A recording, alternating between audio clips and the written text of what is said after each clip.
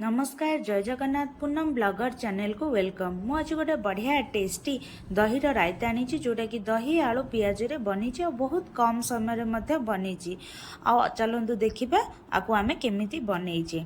देखिए पूर्वर मो चैनल को निश्चय लाइक और सब्सक्राइब प्लीज करेंगे। गोटे जगह नवा से किसी दही नवा जो दहीटा बेसी खटा हो नाम से दही नवा से किसी पानी दबा पानी दे ताको भल भाव में घाटी दबा। पानी एथिपाई दबा से जमती कि दहीटा बेसी पानी आमर दरकार नहीं कि बेसी बहलिया दरकार नहीं, यही टाइप्र दरकार। तापर से लंका गुंड टिके पकेइबा, धनिया गुंड टिके पकेइबा, आउ आम आमचूर गुंड मध्य सेते टिके पकेइबा। आपण से स्वाद अनुसार लुण पकेबी। मुझे ब्लैक सॉल्ट आउ टिके चीनी पकेइची। चीनी एथि पके टिके मिठा आसले ता टेस्ट भल आसीबो। मसलाटा गोटा न रहिबा पई ताको भल भाव में घाटी दबा। तापर मु सिझे कि आलू रखी से सिझा आलू को मु पीस पीस करी काटिकी एथरे पकेइली।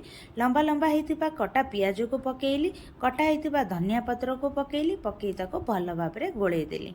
गोळेई साइला परे गोटे जगह नबा सेथिरे किछि सोरिष तेल नबा। सोरिष तेलटा निश्चय नबा क्योंकि सोरिष तेल रे ही ता टेस्टटा भल बढ़िबो। सेथिरे पंच फुटण नबा, कंचा लंका नबा, कस्तूरी मेथी पत्र नबा, लंका गुंड टिके दे ताको भल भाव में गरम करी ताको आमे से दही ऊपर से छुंकटी दबा।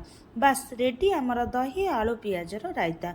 मो रेसिपीटी आपको केमिति लागला मते निश्चय कमेंट बॉक्स में जणेबे।